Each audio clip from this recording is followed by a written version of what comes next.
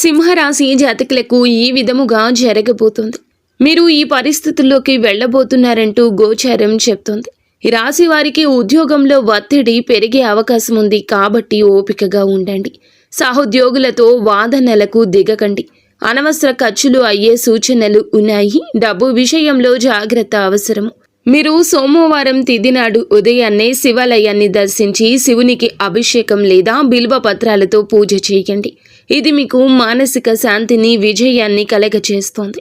ఈ యొక్క మంత్రాన్ని రోజు కూడా 108 సార్లు జపించండి. ఓం నమః శివాయ. మీకు ప్రశాంతత లభిస్తుంది.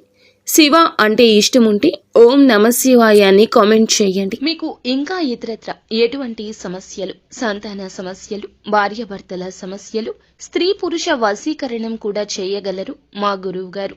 3 రోజుల్లో పరిష్కారం లభించును. నమ్మకంతో సంప్రదించండి.